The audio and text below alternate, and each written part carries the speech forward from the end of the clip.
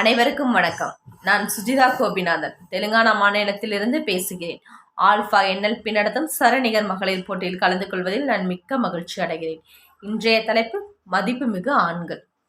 ஆண்கள்னு சொன்னதுமே நமக்கு ஃபர்ஸ்ட் ஞாபகம் வர்றது அவங்கவுங்களுக்கு அவங்கவுங்க அப்பா தாங்க. எனக்கும் அப்படித்தான். எங்கள் அப்பா, நாங்கள் ஒரு நடுத்தர ஃபேமிலி தான்.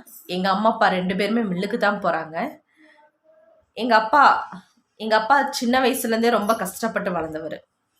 அந்த கதையை எங்கள்கிட்ட சொல்லியிருக்காரு. அந்த கஷ்டம் தெரியாமல் எங்களை வளர்த்தாரு. நாங்கள் என்ன கேட்டாலும் வாங்கி கொடுத்துருவாரு, இல்லைன்னு சொல்ல மாட்டார். நாங்கள் என்ன கேட்டாலும் வாங்கி கொடுத்துருவாரு. அந்தளவுக்கு பாசமாக இருப்பார் எங்கள் அப்பா. எங்கள் அப்பா எவ்வளோ பாசமாக இருப்பார்னா எனக்கு சொல்ல தெரில. அந்தளவுக்கு எங்கள் அப்பா எங்கள் மேலே பாசமாக இருக்கார். நான் 10th ஸ்டாண்டர்ட் படிக்கும்போது டிவி பார்த்துட்ருப்போம். 7 மணி 7:30 டிவி ஆஃப் பண்ணிடணும். படிக்க சொல்லுவார். 9 மணின்னா படுத்து தூங்கிடணும். காலைல நைட்டு படிக்கிறத விட காலையில் படிக்கிறது தான் நல்லா மனசில் தங்குமா. அதனால எங்கள் அப்பா 9 மணினா தூங்க சொல்லிடுவார். காலைல 4 மணிக்கு தான் எந்திரிச்சு படிக்க சொல்லுவார். அப்புறம் எங்கள் அப்பா நான் படிச்சுக்கிட்டே இருப்பேன். படிச்சுட்டு இருக்கும்போது திடீர்னு வந்து கொஸ்டின் கேட்பார் என்கிட்ட. அந்தளவுக்கு எங்கள் அப்பா என் படிப்புலேயும் நல்லா கேர் எடுத்து தான் பார்த்துக்கிட்டாரு என்னைய. அப்புறம் எங்கள் அப்பா பற்றி சொல்லணுன்னா, எங்கள் அப்பா எல்லா விஷயத்துலையுமே கரெக்டாக இருப்பார். எங்கள் அப்பா மில்லுக்கு தான் போயிட்டுருக்காரு.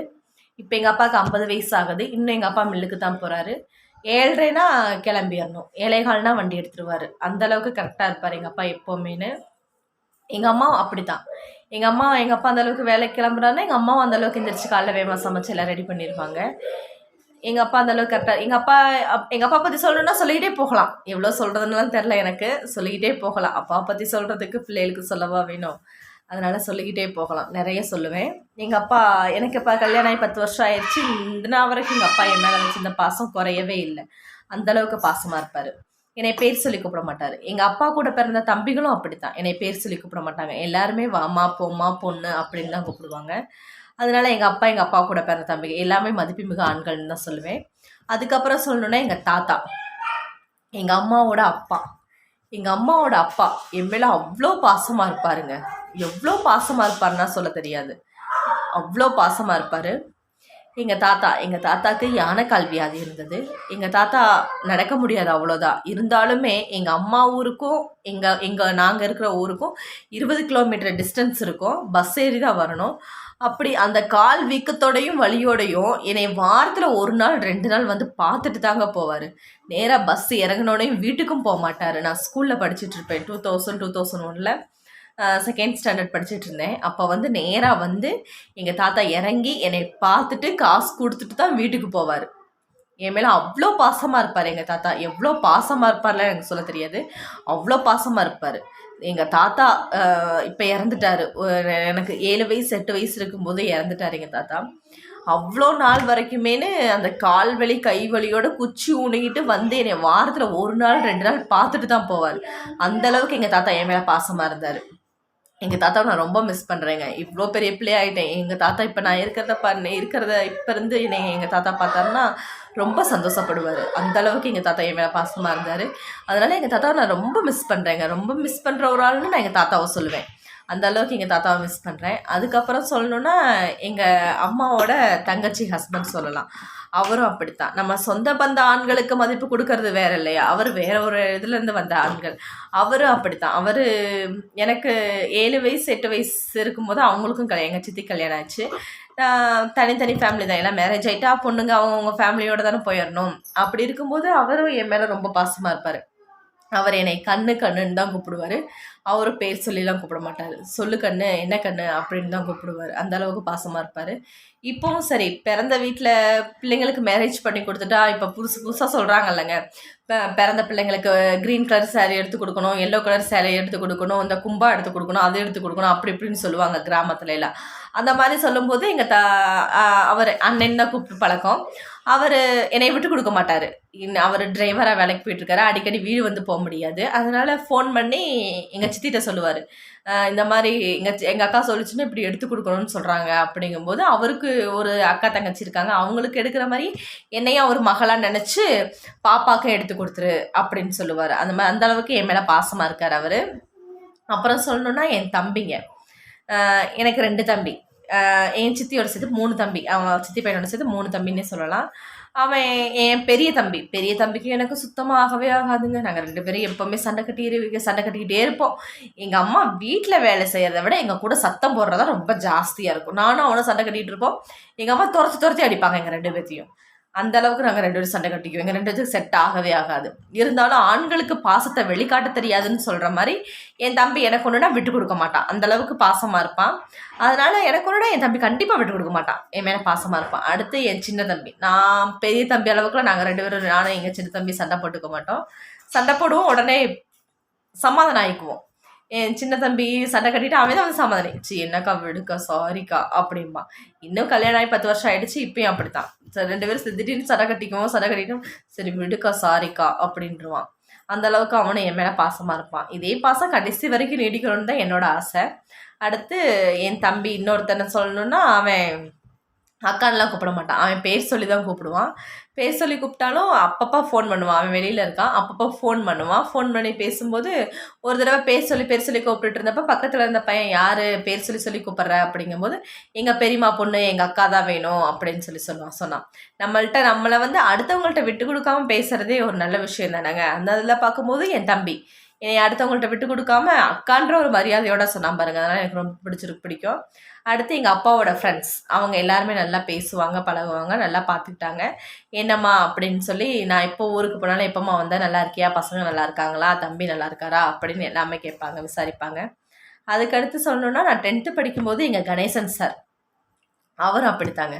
எல்லாம் எக்ஸாம் டைம் 10th அப்போதைக்கு 10th படிம்பாங்க. டீச்சர்ஸும் சரி, வீட்டில் இருக்க அம்மா அப்பாவும் சரி, நல்லா படி நல்லா மார்க் எடுக்கணும், படிம்பாங்க. ஆனால் அவர் அப்படி இல்லைங்க. அவர் மேக்ஸ் சார். 2-3 மேக்ஸ் கணக்கு போட்டுட்டு நம்ம மண்டை போட்டு பிச்சுட்ருப்போம். நாளைக்கு எக்ஸாம் வருது, ஐயோ என்ன பண்ணுறது அப்படின்ற மாதிரி இருப்போம். அவர் அதெல்லாம் கேர் பண்ணிக்க மாட்டார். விடுங்கம்மா, 10 நிமிஷம் படிக்கிறீங்களா, 5 நிமிஷம் விளாடுங்க, அப்போ தான் கொஞ்சம் ரிலாக்ஸாக இருக்கும், அப்போ தான் நல்லா படிக்க முடியும். அதை விட்டுட்டு இதவே போட்டு உழப்பக்கூடாது அப்படின்னு சொல்லுவார். இதனால் எனக்கு அவரையும் ரொம்ப பிடிக்கும். அதுக்கப்புறம் சொல்லணுன்னா, எனக்கு மேரேஜ் ஆகிடுச்சு. நான் மேரேஜ் ஆகி என் கணவர் வீட்டுக்கு வந்தேன். எங்கள் வீட்டில் என் கணவர், கொழுந்தனார், மாமனார் 3 பேர். என் மாமி எல்லாருமே நாங்கள் ஜாயிண்ட் ஃபேமிலியாக தான் இருக்கோம். என் கணவரை பற்றி சொல்லணுன்னா, அவரை பற்றி என்ன சொல்கிறதுனே தெரிலங்க. அவ்வளோ கேர் எடுத்து பார்த்துக்குவார் என்னைய. எனக்கு ஒன்றுனா அவர் தாங்க மாட்டார், ரொம்ப பதறி போயிடுவார்னு தான் சொல்லணும். நான் என்ன கேட்டாலுமே, எனக்கு 2 பசங்க இருக்காங்க, நாங்கள் என்ன கேட்டாலுமே வாங்கி கொடுத்துருவார். அவருக்கு என்ன வேணுமோ இல்லையோ அதெல்லாம் அவர் பொருட்படுத்த மாட்டார். எங்களுக்கு என்ன வேணுமோ, அவருக்கு செஞ்சுக்கிறாரோ இல்லையோ, எங்களுக்கு என்ன வேணுமோ அதை கண்டிப்பாக செஞ்சுருவார். அந்த விஷயத்தில் எனக்கு ரொம்ப பிடிக்கும் அவரை. எங்கள் விஷயத்தில் எந்த இதுலையுமே அவர் இது பார்க்க மாட்டார். எங்களுக்கு என்ன வேணாலும் உடனே செஞ்சுருவார். அந்த அளவுக்கு இருப்பார். அதுக்கப்புறம் சொல்லணுன்னா, என் கொழுந்தனார் நல்லா பேசுவார், நல்லா பழகுவார், எங்கள் கூட பாசமாக இருப்பார். அதனால் என் கொழுந்தனாரையும் பிடிக்கும். நாங்களாம் முதல்ல ஜாயிண்ட் ஃபேமிலி, இங்கே தெலுங்கானாவில் இருக்கும்போது ஜாயிண்ட் ஃபேமிலியாக இருந்தோம். இப்போ அவருக்கு மேரேஜ் ஆயிடுச்சு. இங்கே ஒரு வீட்டில் ஒரு ஃபேமிலி தான் அப்படிங்கிறனால நாங்கள் தனியாக இருக்கோம். இப்போ அவர் தனியாக இருக்கார். வாரத்தில் 1 நாள் 2 நாள் வந்து போவார். அதனால் எனக்கு அவரையும் ரொம்ப பிடிக்கும். அடுத்து எங்கள் மாமனாருக்கு வயசு 70 வயசு ஆகுதுங்க. அவர் இன்னும் வேலைக்கு, எங்களுக்கு சின்ன தோட்டம் இருக்குது. அந்த தோட்டத்தில் தண்ணி கட்டிக்கிட்டு நாங்கள்லாம் இங்கே இருக்கோம். அங்கே மாமனார் மாமியார் மட்டும்தானே இருக்காங்க. அவங்க தான் தோட்டம் பார்த்துக்கிட்டு அவங்க தான் அங்கே இருக்காங்க. எல்லா வேலையும் அவரே பார்த்துக்குவார். அவரை பற்றி சொல்லணுன்னா என்ன சொல்கிறது, அவர் ரொம்ப பாசமாக தான் இருப்பார். ரொம்ப நல்லா கேர் எடுத்து பார்த்துக்குவார். எப்படின்னா, என்னோடய ஃபஸ்ட்டு பிரசவத்தப்போ ரொம்ப ப்ராப்ளம் இருந்துச்சு. நான் கீழே தரையில் உட்காரக்கூடாது, சேரில் தான் உட்காரணும் அப்படின்ற மாதிரிலாம் இருந்துச்சு. அதனால் அவர் நம்ம வயசுக்கு மூத்தவங்க இருக்கும்போது நம்ம சேரில் உட்காரனா கொஞ்சம் சங்கடம் தானே. இருந்தாலும் அவர் அதை பொருட்படுத்த மாட்டார். உட்காருமா, இதனால என்னம்மா இருக்குது, நீ உட்காந்து எந்திரிக்க வேண்டாமா, உட்காரு, இதில் போய் என்ன இருக்குது, நாங்கள் தானே அப்படிம்பாரு. அதனால் அவர் ரொம்ப கேர் எடுத்து பார்த்துக்கிட்டாருன்னு தான் சொல்லணும். என் ஹஸ்பண்ட் அப்படிதான், அவரும் அப்படிதான் நல்லா கேர் எடுத்து பார்த்துக்கிட்டாரு அந்த மாதிரி சமயத்தில். அப்புறம் நான் வீட்டிலேருந்து வெளியில் போகணுன்னா, என் ஹஸ்பண்ட் இங்கே தெலுங்கானாவில் இருப்பார். நாங்கள் தமிழ்நாட்டில் ஊருக்கு இப்படி பிள்ளைங்களுக்கு ஹாலிடேன்னு ஊருக்கு போனோன்னா, எங்கேயாவது வெளியில் போகணுன்னா எப்போவுமே நான் தனியாக போக மாட்டேன், கூட யாராவது வரணும். எங்கள் மாமனாருக்கு வண்டி ஓட்ட தெரியும்.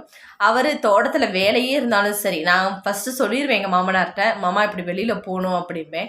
எங்கள் மாமனார்னால வர முடியலன்னா எங்கள் மாமியார் பஸ்ஸில் போவோம். அப்படி இல்லை நானே வர்றேம்மா அப்படின்னு சொல்லிட்டு, இப்போ காலையில் ஒரு வேலை இருக்குன்னா அதை 1 மணி நேரத்துக்கு முன்னாடியே முடிச்சுட்டு என்னைய எப்போவுமே அவர் தான் கூட்டிகிட்டு போவார். எங்கே போனாலும் அவர் தான் கூட்டிகிட்டு போவார், தனியாலாம் விட மாட்டார். அப்புறம் நான் சின்ன வயசுலேருந்து நல்லா தீனி சாப்பிட்ட பிள்ளைங்க. அம்மா வீட்டில் இருந்தப்பயும் நல்லா தீனி சாப்பிடுவேன், இங்கேயும் அப்படி தான். அதனால் ஊருக்கு போயிட்டேன்னா எங்கள் மாமனார் எங்கிட்ட வெளியில் போய் வந்தாருன்னா நல்லா தீனி வாங்கிட்டு வந்துடுவார். அதனால் எனக்கு அவரை ரொம்ப பிடிக்கும். அவர் நல்லா ஜாலியாகவும் பேசுவார். ரொம்ப ஸ்ட்ரிக்டாலாம் இருக்க மாட்டார். ஒருத்தர் மாதிரி அப்படிமா இப்படிமா ஏன்ட்டு கத்திட்டுலாம் இருக்க மாட்டார். நல்லா ஜாலியாக பேசுவார். அதனால் எனக்கு ரொம்ப பிடிக்கும் அவரை. அப்படி அப்புறம் அவர் ரொம்ப பிடிக்கும். எங்கே போனாலும் வெளியே கூட்டிகிட்டு போவார். அதனால ரொம்ப பிடிக்கும். அதுக்கப்புறம் சொல்லணுன்னா எங்கள் ஹஸ்பண்டோட அக்கா வீட்டுக்கார். அவரு எனக்கு அப்பா முறை தான் வேணும். அவரும் அப்படித்தான். எப்போவுமே நாங்கள் ஊருக்கு போனோம்னா 2 நாள் 3 நாள் அவங்க வீட்லேயும் போய் தங்குவேன். தங்கும்போது வீட்டில் அவங்க சின்ன கடை வச்சுருக்காங்க. அதுக்கு முன்னாடி சரி யாராவது வீட்டுக்கு வந்தாங்கன்னா, "என்னப்பா புதுசாக ஆளுக சவுண்டு கேட்குது, யார்ப்பா வந்திருக்காருன்னு?" கேட்டால் கூட எங்கள் அப்பா அவர் இருந்துக்கிட்டு அவரே அப்பான்னு தான் கூப்பிடுவேன். "என் மக தான்ப்பா வந்திருக்கு" அப்படின்னு தான் சொல்லுவார். அவர் எப்போவுமே மாப்பிள்ளையோட இப்போ அது ஒரு முறை சொல்கிற மாதிரி சொல்லுவேன். எங்கள் சித்தியும் அப்படி தான். "என் தம்பி பொண்டாட்டி வந்திருக்கு" அப்படிலாம் சொல்ல மாட்டாங்க. என் மகன் வந்திருக்கு அப்படின்னு தான் சொல்லுவாங்க. அந்தளவுக்கு பாசமாக இருப்பாங்க. அவங்களும் அப்படித்தான். அம்மா, அப்பா என்ன செய்யணும்னு இருக்குதோ, அதை அவங்க எனக்கும் செய்வாங்க. ஒரு அப்பா, அம்மா மகளுக்கு என்ன செய்வாங்களோ, அதே மாதிரி அவங்களும் விட்டு கொடுக்காம என்னை மக மாதிரி பார்த்துட்டு எனக்கு எல்லாமே செய்வாங்க. அதனால ரொம்ப பிடிக்கும். அப்புறம் இங்கே நாங்கள் தெலுங்கானாவில் இருக்கும்போது என்னைய தங்கச்சியாக நினச்சி என்னைய தங்கச்சியாக நினச்சி பழகிற ஆண்களும் சரி, என்னை அக்காவாக நினச்சி பழகிற ஆண்களும் சரி, எனக்கு ரொம்ப பிடிக்குங்க. நம்ம ஒரு ஊர் விட்டு ஊர் வந்து தொழில் பண்ணி இங்கே இது பண்ணிக்கிட்டு இருக்கோம். அப்படி இருக்கும்போது நமக்கு சாதகமாக நம்ம தமிழாள்கள் தானே இருக்க முடியும். அப்படி இருக்கும்போது அவங்க என் கூட நல்லா பேசுவாங்க, பழகுவாங்க. அதனால ஆண்கள்னாலே மதிப்புமிகு ஆண்கள் தான். பெண்கள் மனசில் என்ன இருக்குன்னு யாராலையும் கண்டுபிடிக்க முடியாது. அந்த மாதிரி தாங்க ஆண்களை பற்றி நாங்கள் என்ன நினைக்கிறோன்னு யாரும் எதுவும் சொல்ல முடியாது. நாங்களாக வாயை திறந்து சொன்னா தான் உண்டு. அதனால ஆண்கள் வந்து மதிப்புமிகு ஆண்கள் தான். அப்புறம் கடைசியில் சொல்லணும்னா, இந்த ஆல்ஃபா NLP நடத்துகிற சின்னராஜ் சார் அவர்கள். எங்களை இந்த மாதிரி ஒரு பேசுறதுக்கு ஒரு வாய்ப்பு கொடுத்தீங்க பாருங்க. அதனால நீங்களும் ஒரு மதிப்புமிகு ஆண்கள் தான். நீங்க சின்ன வயசுலேருந்து எப்படி வந்தீங்கன்றத சொல்லியிருக்கீங்க. அப்படி இருந்தும் இந்த மாதிரி ஒரு ட்ரஸ்ட் நடத்திக்கிட்டு இந்த மாதிரிலாம் ஒரு இது பண்ணுறீங்கன்னா, நீங்களும் மதிப்புமிகு ஆண்கள்ல ஒருத்தர் தான். அதனால ஆண்களா பிறந்தவங்க எல்லாத்தையுமே மதிக்கணும்னு தான் நான் சொல்லுவேன். அதனால ஆண்கள் யாருமே மதிக்கத்தகாத ஆண்கள்னு இல்ல. அதனால மதிப்புமிகு ஆண்கள் தாங்க எல்லாருமே. என் வாழ்க்கையில சந்திச்ச ஆண்கள் எல்லாருமே மதிப்புமிகு ஆண்கள் தான். Anyway thank you. இந்த வாய்ப்பு கொடுத்த ஆல்ஃபா NLPக்கு ரொம்ப நன்றி. நன்றிங்க.